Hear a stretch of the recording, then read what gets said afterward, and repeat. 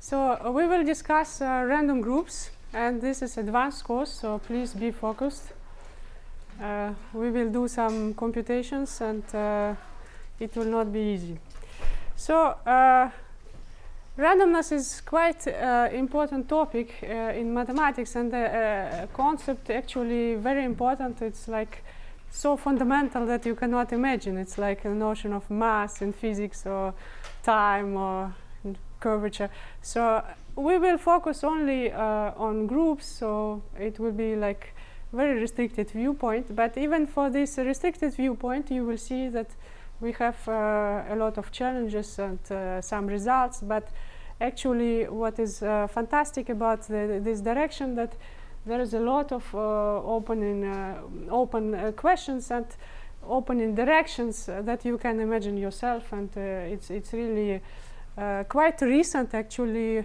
Even if randomness is a very old concept in science, in group theory it's quite recent. I think the beginning is end of 80s. So there's a lot of things to do. So we will discuss, you will see that we will discuss different models of random groups. So they will be really different, not equivalent. And in some model we will have one property. In another model we don't have this property. So you will see. And this is also how you will see that you can actually, by the end of this program, invent your own model. If you are lucky, then it will be even something interesting that other people will appreciate. Okay, so you can invent your models. So mostly there are two different viewpoints on randomness in group theory, and these two different viewpoints we will discuss. So one is when you would like to study typical properties. So you focus on some set or some class of groups, and you would like to say, okay, a typical group in this class has this and these properties. Okay, so it means that you somehow define something, some measure or some counting, such that you can say almost every group in this class has this property. So this is about typical properties, or we will see some variants. There are already some variants of this for specific classes. And the second viewpoint is a little bit not completely opposite, but it's different. It is about exceptional groups. So it is about constructing groups that actually we cannot give explicitly for the moment, but we would like to prove existence of these groups. So we prove that, okay, we would like to have a group with this and this property, and somehow we succeed to prove that it exists with a positive probability. Okay, so a positive probability, this and this property is satisfied, so we conclude that a group with this and this property exists, even if we cannot in general construct it. Okay, so this will be in general not about typical properties. It will be about existence of some groups, and mostly conceptually it is based on what I mentioned here, or Erdős probabilistic method. You can use it not only for groups, of course, but whatever you would like to prove existence. I don't know if it works for love, but for groups it's okay. And for some graphs, so it was about Erdős mostly applied it to graphs, but it is a general method to prove existence of objects. Okay, so we will discuss both of them. This is our plan. So first we will I will review quickly what you just discussed, graphs and groups presented by these graphs, mostly subgroups. And you will see that just in the introductory lecture before, you discussed how to present subgroups by graphs, labeled graphs. And mostly this was about subgroups in a free group. finitely generated subgroups in the free group. And we will discuss that actually it's not only in the free groups is useful, and it is also very useful for randomness. Okay, not only to study concrete subgroups in a concrete group, but actually to produce new groups, to define new groups, and to prove some randomness, results about random groups. So, as I said, we will discuss typical groups and exceptional groups, and then some applications. And even already, as I mentioned, for typical groups, we will have different properties, and mostly what we will discuss at the beginning is small cancellation properties and hyperbolic groups you just said, viewed in previously. And exceptional groups, this is what we call infinite monster groups, and there are many. And you can invent your own monster. This is really nice to have your own monster. Right? So in general, it is infinite groups with some specific properties, very exceptional properties that you don't have for the moment, but you can prove existence, for example, or give explicitly a presentation. For example, Burnside group was mentioned in the previous talk, and we call it, when it is infinite, for n big enough, we call it infinite monster group because it is so fantastic, you know. So it is so exceptional. So it's an example of infinite monster group. And I will mention quickly some applications of all these constructions in topology and operator algebra very quickly, because we don't have time to define all concepts. But actually, this is to produce these infinite monster groups currently, to produce some, we hope, some counterexamples to quite deep conjectures in topology and operator algebra and geometry and some, K-theory and so on. Okay, let us start. I review very quickly here where we are. So we consider groups given by generators and relators. So my generators I denote by S, and relators, this is a set of words. It's a set, not necessarily finite. Calligraph, you know, vertices are group elements and edges are labeled by generators. This is an example of a calligraph. So you have an origin here and one relator, which is a commutator. And you see it like in the calligraph. This is, I say, defining relation, or we say relator. Okay? So relator, it's really relators in the presentation. But of course, in the calligraph, when you read a word on a cycle, for example here, B, A, B, A, B inverse, B inverse, A inverse, A inverse, it is a relation. Okay, it's not a relator. It's a consequence of relators. Okay, is it clear for everybody? Okay. So you see already from this picture that a relation can be made from relators, right? You glue relators and you get boundary of this picture, you get a relation. Okay, we will use this later. And here I remind you that, of course, you can define a word length, just counting minimum number of generators to represent an element. And on this calligraph or on the group, you have a metric. And we use this calligraph to consider a metric on a group. Okay, this is our setting. Great, and now back to these subgroups defined by graphs. So we are, very quickly I will do it because you just did it. So you have a free group and you have a subgroup generated by two elements. I draw this, so these are two generators. I draw one generator on this cycle, another generator on this cycle, and I have a distinguished point. Okay? And I glue these two cycles by a distinguished point. I get this picture. Right? And in this picture, I see immediately that I have my A. From this point, I have several edges with the same orientation and same label. So I can just glue them, right? But once I glue them, I notice that actually I have from this point, I have also the same orientation and the same label, right? So I can glue it again. So on slides it's quite quick, like this. And this is a graph I get at the end. Okay?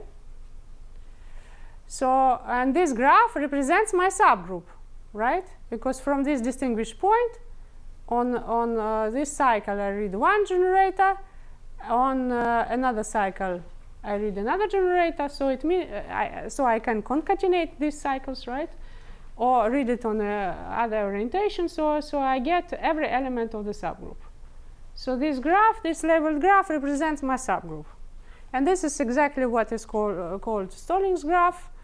And it was a result of Stolling's, so that such a reduced graph, when I did this reduction, I removed these edges from the same point with the same orientation and the same label. Such a reduced graph is unique. And this is quite fantastic, actually. Why? Because what it means, unique, it doesn't depend on the choice of my generators. I can take other generators for the same subgroup. Doesn't depend on the choice of reductions. I could reduce here and here. Doesn't depend on all this, just depend on the subgroup. So it is unique in the free group. Okay. And of course, some kind of other reductions are possible. If I read from here something, for example, and I go here and I go back. So what I read? I read on this path. I read BA and then A inverse, B inverse. Of course, again, in the free group, it is equal to 1. Okay, so I can reduce it. So this graph represents the same subgroup, but this graph is not reduced. Okay, so we can remove this kind of things. So vertices of degree 1. So I can add some other, right? So it still represents the same subgroup, but we can reduce it. So this is my reduced graph, and this reduced graph is unique. Okay, great. And here are some statements. So probably some of I was not on exercises, so some of them you discussed already, probably, right? What I really like.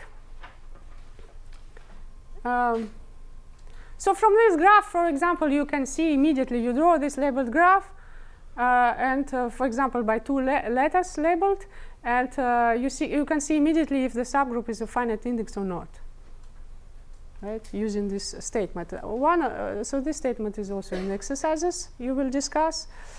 What I like very much is this example that actually every proper subgroup on two generators is of infinite index. You discussed this? No. So how many topological types of graphs you can draw for this subgroup on two generators? So you have a subgroup on two generators. These are two cycles, like we did before. We glue in the distinguished vertex, and then we reduce. Okay? So how many topological types, different types of graphs you can get? So this is very nice because not so many. So you get something like this. You get probably something like this. Meaning, of course, that you can have vertices of degree 2 here, right? This is I just say about types. Degree 2 here, for example. Or you can get something like this.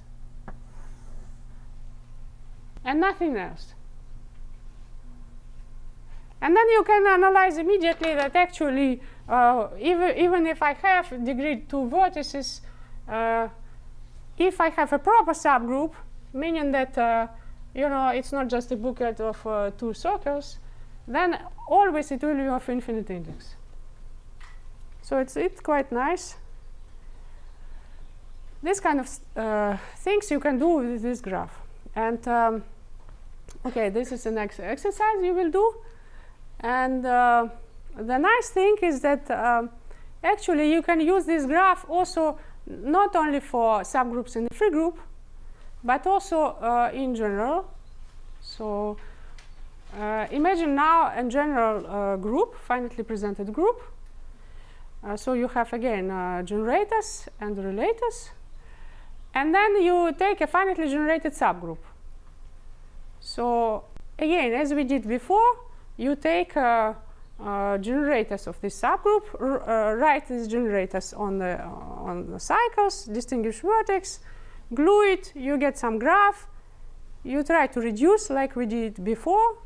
Of course, this graph represents also a subgroup in this group, right? Not only in the free group, right?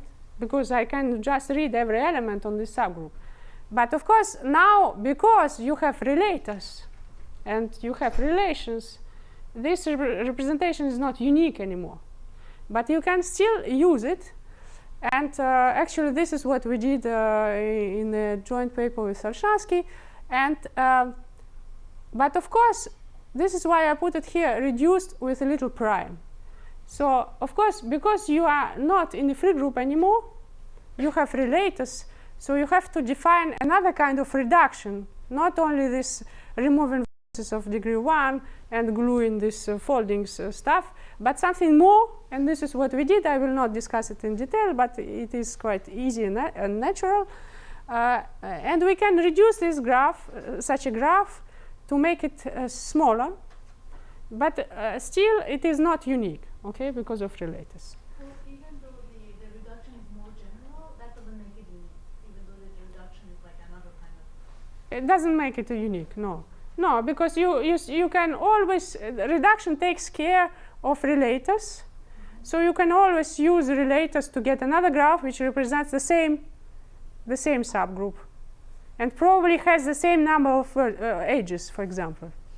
So the not uniqueness is coming from having relations, yeah? Right. This reduction, so that it doesn't take care of the like identifying the relation. Oh, anyway, I think we can discuss it in exercise. I can give it in detail. So it's not unique anymore, but the graph is still useful. Graph is still useful, and we will use it for randomness. Okay, so this is a little conclusion that such a graph is useful even for finitely presented groups. And we get an information about the subgroup, something we can say, and about the quotient. But later in this lecture course, we will see that we can even use this subgroup to define new groups and to get this graph, for example, this graph, I wanted to say, this graph to define new groups and even to put randomness on the graphs. So taking, for example, a random finite graph, put random labeling, and then define something with this. Okay, so it's very, very useful little tool, which is absolutely fantastic. So we will use it. Okay, great. So now let us go directly to random groups. And as I said, there are several approaches. And for example, I can make a list about statistical, topological, combinatorial, and even statistical already has several interpretations, genericity, density model. So we will discuss genericity and density model. I will very briefly say, not tomorrow, I think after tomorrow, on a topological model, and then most applications will come from this combinatorial interpretation using this Stallings kind of graphs, but for finitely presented or even infinitely presented groups. Okay, so let us start with genericity. It is the easiest model. So what we do, we take, so these are our generators. We fix m, number of generators. We fix n, number of relators. Relators are cyclically reduced words in the generators. And we have n relators. And the length, this is the word length, of relators is at most t. T is a parameter. Okay? So I have, this is my presentation. I think the battery is not very good on this stuff. This is my presentation, and because the length is bounded by this t, there is finitely many such presentations. Okay? Let us consider, among all these finitely many presentations, consider those which define groups having with some property p. For example, it can be property to be abelian, or to be torsion-free, or to have 3 subgroups, whatever property you want. Okay? So we count how many we have with this property and divide by all possible presentations. And we say that our property is generic if this limit goes to 1 when t is the length of the relator, relators, all relators, when t goes to infinity. So this is just notation. This is a notation for this set, and this is a notation for this set. All presentations with m generators and the relators are of length at maximum t. Okay? And in general, we say that this is generic when this limit goes to 1 exponentially in t. Okay, this is a general. Okay, little observations that if you have one generic property, you have another generic property, you can combine them, and it will be still generic. And finitely many, you can combine it. You can discuss it in exercises.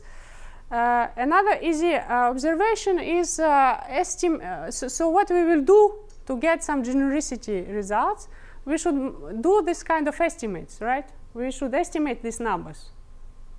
That's all. So we can now estimate this number, all presentations, m generators and relators bounded by t. And this is quite easy to estimate. Why? Because what we are counting? We are counting just words in m letters. These are cyclically reduced words of length t.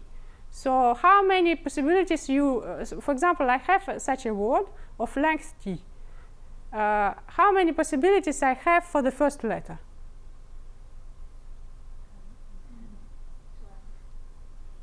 There are several answers. 2m, right? Because generators and inverses. For the second letter, how many possibilities I have? 2m minus 1, because I'd like to have reduced, right?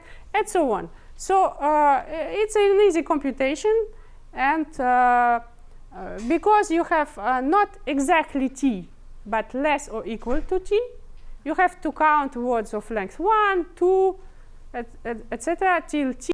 So you sum, there is a geometric progression, and this is what it gives this number. Okay? So we will do this kind of computations later, so be careful. Here, what we take care? We take care of t. T will go to infinity. M and n are fixed. So for example, the fact that this is exponential, we don't care at all. It is just some constant. Okay? So mostly what it is here, it is 2m minus 1 and exponent t, right? And n, because we have n relators. Okay? Great. So these are little observations, and this is a very easy model, and it has in the literature, it has different names. They are all the same. I mean, it's the same model, and it was defined in my paper with Arzhantseva, and sometimes wrongly they say that it was also defined by Gromov, but Gromov has a different model, so it is wrong. But if you consider just one relator, then two models meet. So this is okay, but it is very easy model. And pay attention what we do. We count presentations, right? So in particular, we don't know if the two groups are isomorphic or not. So this model is a little bit naive. We don't know if really we are counting groups. Okay? Great. So let us discuss this property. So for the moment we define the model, and now we would like to put some properties on relators such that they are generic, right? This is our goal. So one of the properties is this small cancellation, and so it's a combinatorial condition on relators. So what is this condition? Let us take words. These are our relators. Lambda is a constant. Our relators, you see, I don't say that they are necessarily finitely many. Probably infinitely many. And we say that our relators satisfy small cancellation condition, C prime lambda condition, if for, in case we have two relators with the same beginning, this beginning should be small in length with respect to length of relators. Okay? Here there is some R star. What it is? Our capital R was a set of relators, and R star is just, we say, symmetrized set of relators. When we have relators, we add all inverses and all cyclic permutations. Okay? We symmetrize the set. When I add all inverses and all cyclic permutations, the group doesn't change. So always for any group presentation, I can suppose that my set of relators is symmetrized. Okay? So this beginning we have is called piece. This is a classical notion. And actually what it says, piece is small in length. Right? Questions about this notion? One? Yes? Could you repeat what R star is? So R is a set of relators. We will have examples later, but we symmetrize it. So for each relator, we add all cyclic permutations. It's some word, so we can permute it cyclically, and all inverses. So it becomes a very big set. But the observation is that even if the set is big, it represents the same group, right? Because if your word represents identity, you permute it cyclically, just a conjugation of this word. Of course, it is identity. Okay? Right. Great. So now observation. This is a classical notion.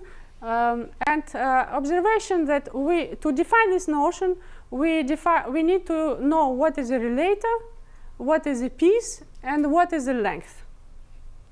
Once you have these three notions somewhere, probably not in this setting, but group acting somewhere, and you have length, and you know what is a relator, what is a piece. Piece, it's a common thing between relators. Once you have it, you have your small cancellation condition. Okay, we will see examples later. So relator, length, piece, and piece is small. This is conceptually what it means, small cancellation. Great. And why it is a very nice notion? So it comes from this is one of the consequences of classical small cancellation. So let us consider again relators. So you take a relator, it's a word, write this word on a cycle. Okay? Write another word, so this relator R and R prime on a cycle. What it means they have a common beginning? It means that these two cycles, they have a common segment together, right? Okay, so you glue these two cycles, you read something on the boundary, and this something, as I said, it will be relation, right? And you continue like this. You glue relators, and on the boundary, you read relation, okay? And consequence, because the things you glue, it is small, the consequence of Euler characteristic on the plane, because you can put all these cycles like disks on the plane, is the fact that you will always have some disk, some little disk representing the relator cycle, which has a big part on the boundary of the whole diagram. Okay, we will discuss it later tomorrow in more detail. I just say quickly a consequence of this is that actually all these relator cycles embed into calligraph. We saw example at the beginning, Z2, right? We had this little square and everything was embedded. Of course, Z2 has no good small cancellation, but still, this is a main consequence that relator cycles embed into calligraph. And this is quite crucial in this setting. Great. So let us see some example again very quickly. I see that, so till when I have my time.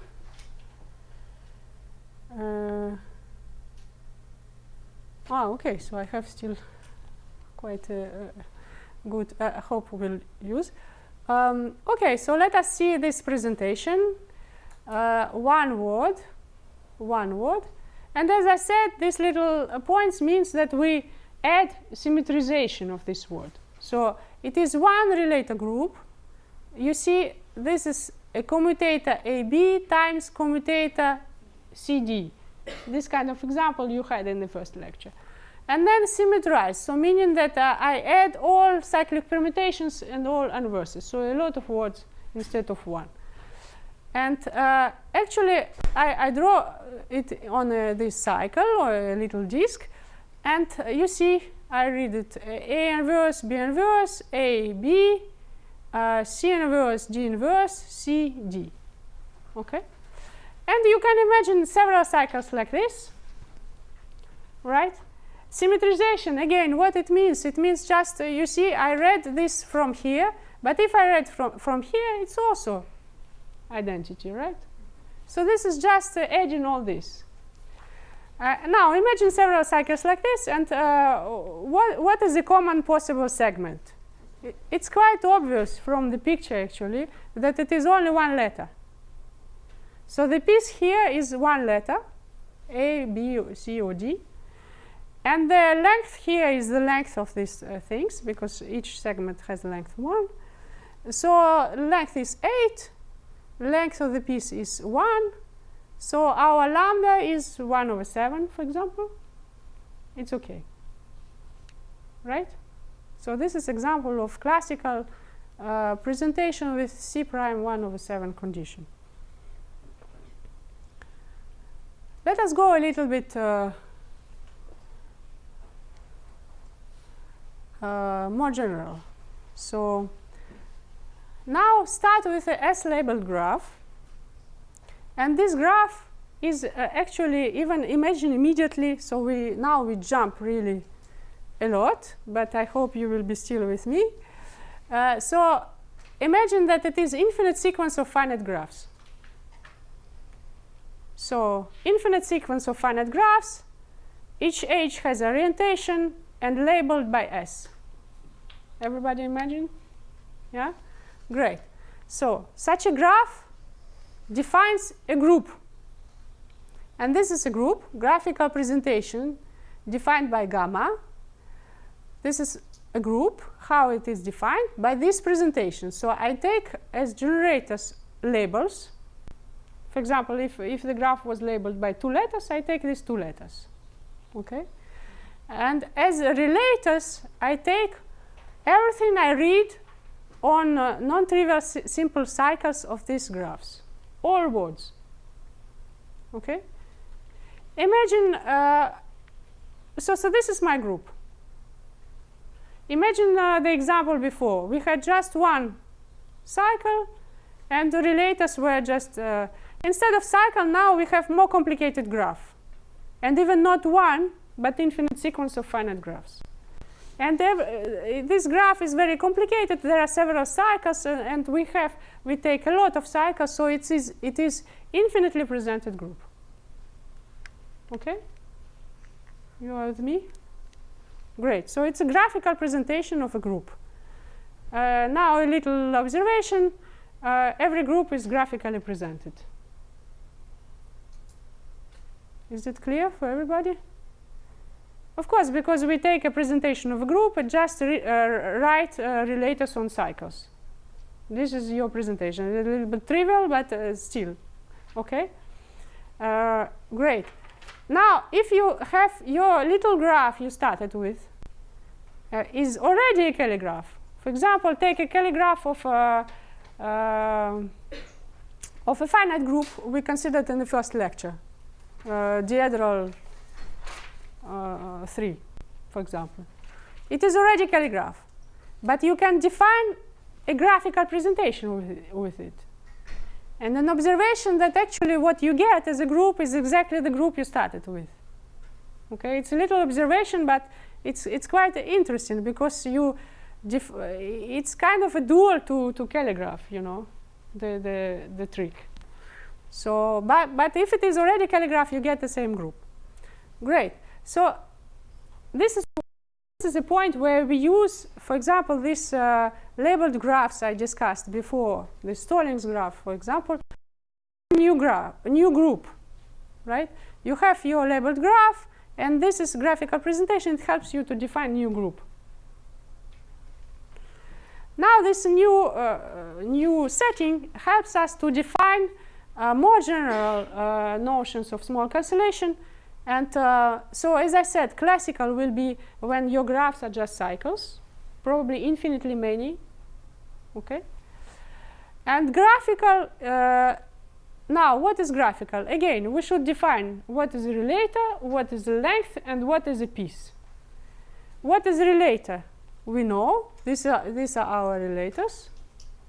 What is the length? We know, because we are in the graph, so we count just number of edges. So we should define just what is a piece, okay, in the graphical setting. So a piece will be a path, a labeled path, which appears twice in two different places. This will be your piece. Probably, so you have your graph, very complicated. You have path here, you read some word, and you have path here, you read the same word. This is your piece. And these two paths, they can intersect, doesn't matter, okay? And they are not closed, it's just little paths, okay? And then a graphical small cancellation condition will say exactly the same. The length of the piece is smaller than lambda length of the relator. And the relator, here you will see a simple cycle containing this path. Okay, is it clear for everybody? Very natural generalization. Great, and one can go a little bit further. It was done by my former PhD student, Dominique Gruber, where you can consider actually pieces up to graph automorphisms. Now you have this graph, is a labeled graph, and you have automorphisms of graph, which is a labeled automorphism, so preserving label. And you can say that I say my pieces are small, so I put this condition, piece is small, only for pieces which are different, which are not the same up to labeled graph automorphism.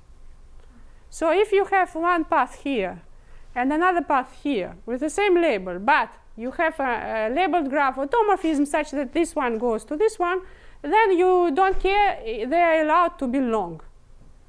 Okay? So you put this condition, piece is small, only on this, what we call essential pieces. And the fantastic thing is, even so you see that you allow more freedom, right, in your definition. You allow long pieces if they are the same up to graph automorphism.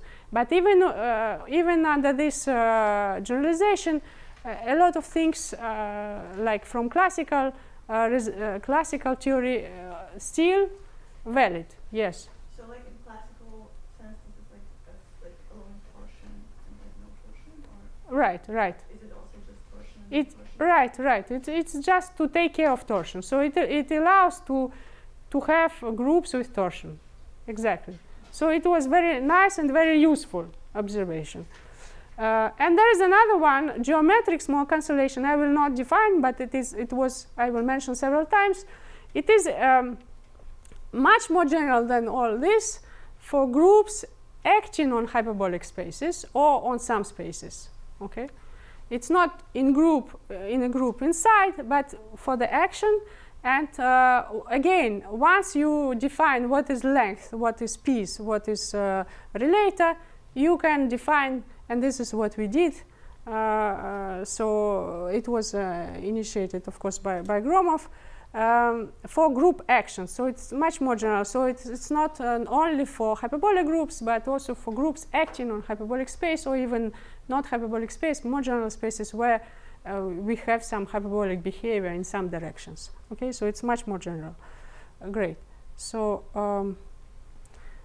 what is nice about all this? So there are several, some small constellations I don't mention. There are some other also, cubical and yeah, I don't mention. So, but the nice thing is the following: that again, the graph you started with injects in of small cancellation condition, like you intuitively I explained to you before. You glue these disks and you have a big thing on the boundary, and it helps you to do an argument that actually before injects in the calligraph of the group you define. So here the group we defined, it is this group. Okay, so it allows, now it is really a fantastic point here. It allows you to put whatever you want in a calligraph of some group. Under a condition, of course, that you have this labeling with small cancellation condition. Okay? So for example, you have infinite sequence of finite graphs, and your graph is so nice, you would like to have a group having these graphs inside. If you succeed to put small cancellation labeling, this method gives you a group immediately. And the fact that you have this embedded for every component, and this is infinite, will give you immediately also infinite group, actually. You discussed it. Sometimes it's difficult to prove that some group is infinite. So small cancellation, it helps for this. It's really essential. Okay? Great. So, so this is another example. So I will probably do it very quickly. So it's again some examples, some relator words, and then symmetrization here. And I can read these words. So A square, C inverse, B to the power minus 2, A inverse, B inverse. You see, I read this. But now I don't read them separately on two cycles. I have my graph, labeled graph. Okay? And actually this labeled graph, the group defined by this labeled graph, it's exactly this group. And now what are graphical pieces? Well, it's quite easy to observe that the only thing which you can, the only path, labeled path, which can be repeated twice, it's path from using one letter only. Okay? So you see, so you again, piece has length 1, and the length of the relators is 7. 7. So it has C prime 1 over 6 graphical, because now we are on this graph. Okay, and the questions we will discuss during exercise: is it classical or this graphical, which is with automorphisms I explained. Okay, so this is an example, and you can produce your own example. Yes? Can you explain why only the piece is just one letter instead of the 2 letters? So what is a graphical piece? Again, it is a labeled path which appears twice, right? So this one appears only once, so it is not. Okay? Great. So let us go back to this classical, this graphical thing we will use later for exceptional groups. Let us go back to classical small cancellation, and this is the theorem I would like to discuss a little bit, which says that this classical small cancellation condition is generic in our model. So this will be the easiest result about genericity in the easiest model. And in particular, it will imply that a generic finitely presented group is torsion-free. Why? Because of this exercise you will do. Exercise says what? If we put such a combinatorial condition on relators, which says that relators are not proper powers. So these are relators are some words, and the condition is that these words are not powers of some other words. Okay?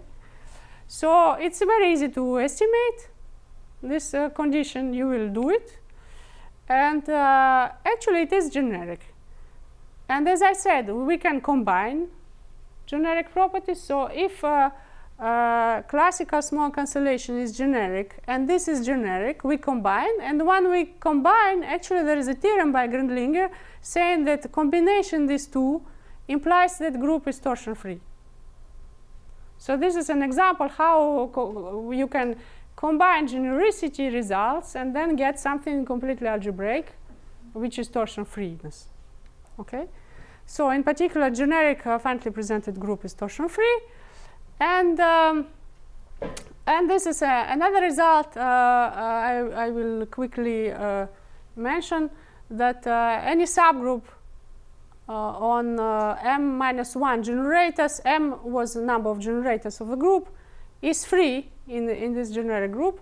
And the subgroup generated by any m-1 generators, not necessarily subset of generators of the group, just any elements. Okay?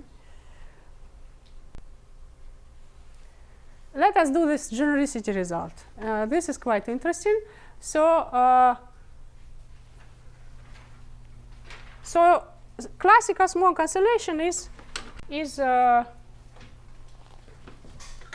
combinatorial condition on relators, right? Just combinatorial condition on relators. And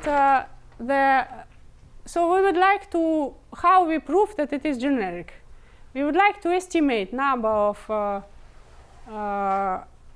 tuples, so n words.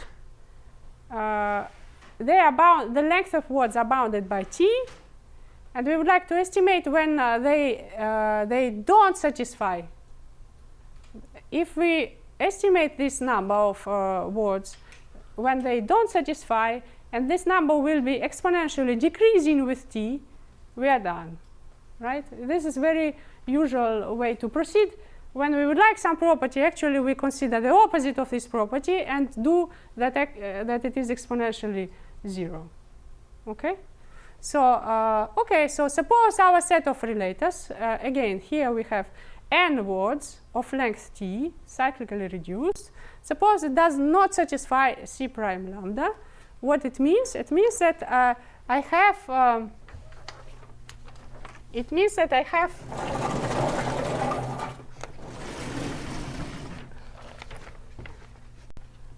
so first I start with one relator. Just I have n, but let us start with one. So I read it this here. I read this my word r, and suppose that my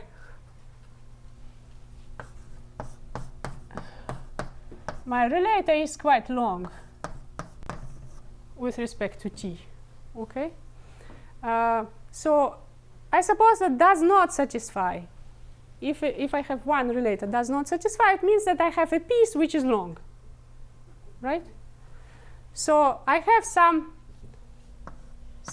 piece, say u, which is long. So it means it is bigger than lambda than the word, right?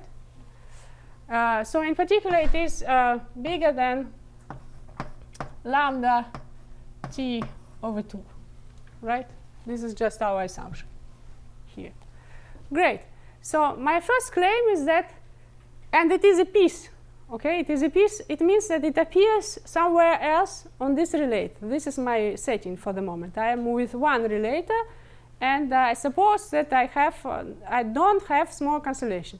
So I have a piece which is long, so it appears somewhere on this relator. Okay? So it can appear, for example, if I read like this, for example, it appears somewhere here again. Right? What I'm trying to explain to you that actually I will find two disjoint subwords with this assumption on the length. So if it appears here and they are disjoint, I have it, right? Because this length is bigger. But if it appears, it can appear something, I can read it here, right? And then I'm a little bit in trouble because I don't have disjoint. But my claim is that I will find disjoint with a little modification here. Right? And this is a very nice combinatorial thing I really would like to explain because it's very useful. So let me draw another picture, probably here.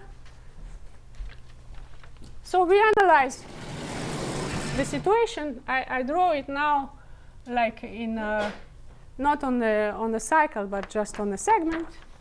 So you have your, this is a piece, and it appears, for example, it intersects. So it appears like this. So this is my, I read my relator here.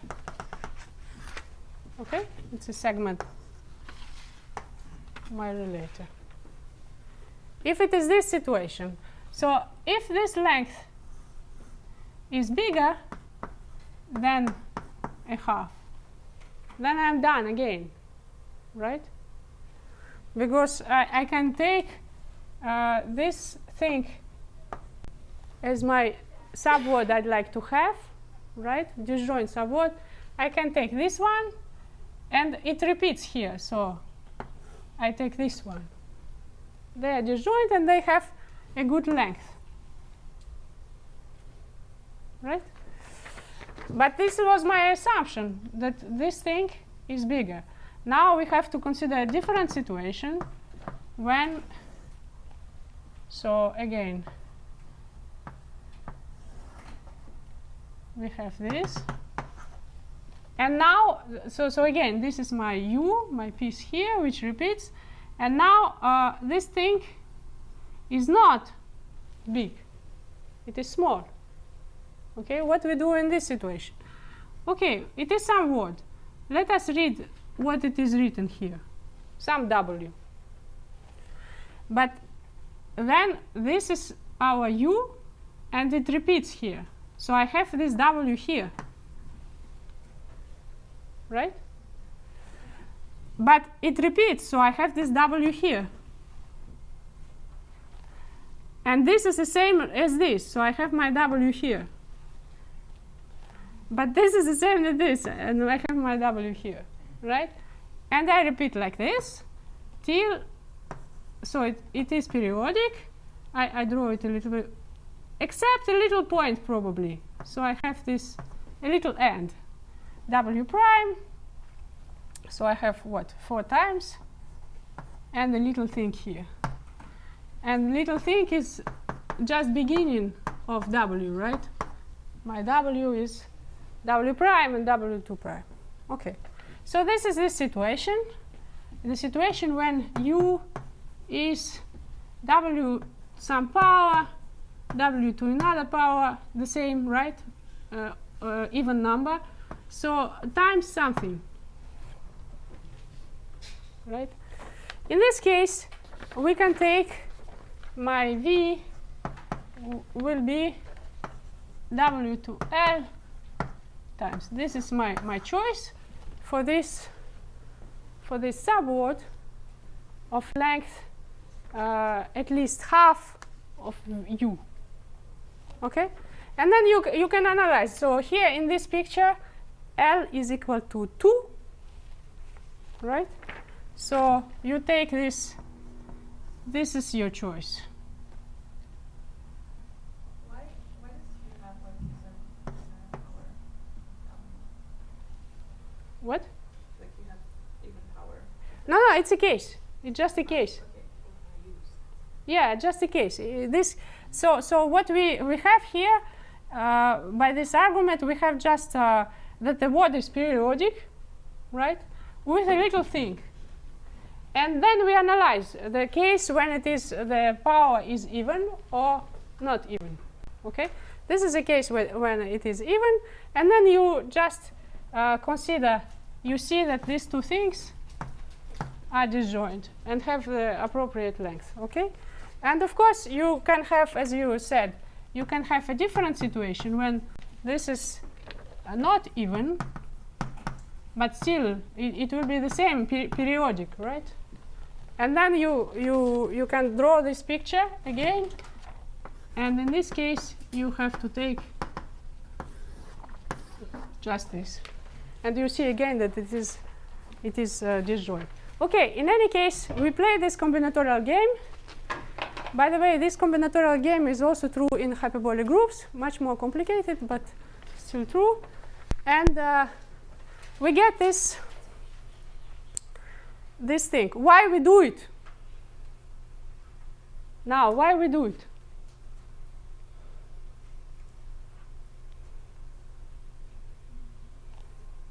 So what we would like to do? We are in this case one long relator. Under this condition, we suppose that we don't satisfy small cancellation, and by this argument, we have two disjoint subwords of this relator with this restriction on the length. So why we do it? We would like to compute the proportion, right? The number of such R is this. Okay, let us analyze this number. I see that my time is almost over, but I'd like to finish this this proof. Is it possible? Who is the boss? How many more minutes do you need? 7.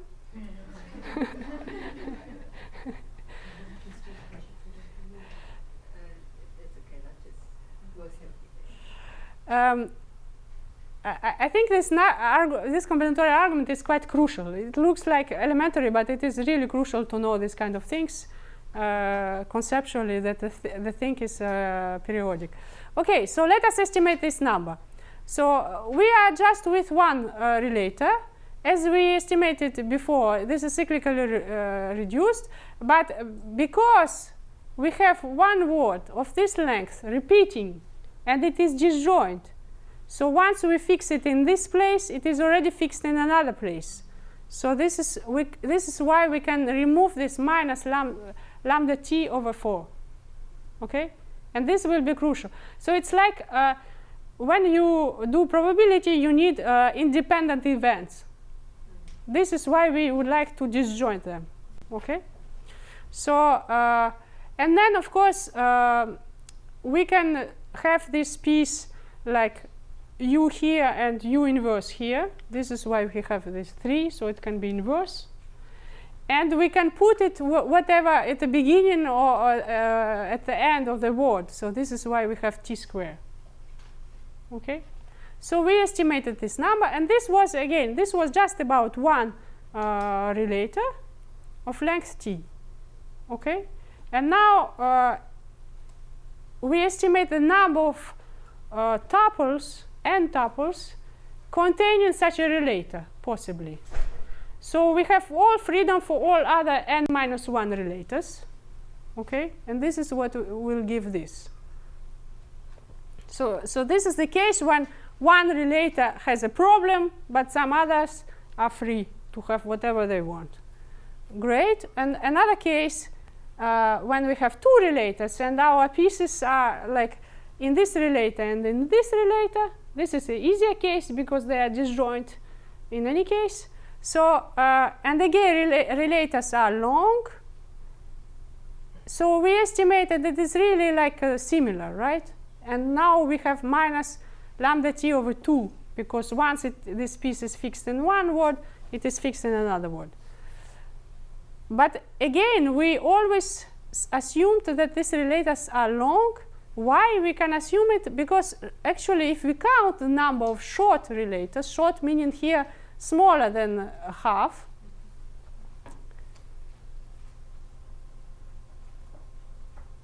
I think we should not have lambda here. This is a typo. Okay? It's just t over 2. Then this will be this number again. I think it's quite clear now, right, how we do. And then, okay, we considered all possibilities, and now we have to divide by the number of all words. And when we divide, remember that this number, n, m, n, t, this was of order 2m minus 1 to the power nt, right? And then you see, each time we have this little minus, each time it will help us to see that actually it decreases exponentially. So it is quite easy computation, very nice. So it implies that it is a proof of the fact that classical small cancellation is generic. Great. So another exercise you will do, that if you combine it with long enough relators, actually it will imply immediately that a generic group has a free subgroup. So in this model, everything is nice. We have free subgroups. And in particular, it implies that it is exponential growth. It is non-amenable. And another nice thing I will also mention tomorrow, that it implies also hyperbolicity, of course, because classical small cancellation is a basic example of hyperbolic groups.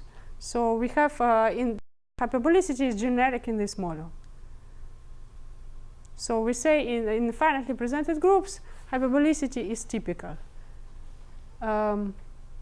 Okay, so I think I will stop here. Thank you. Yeah.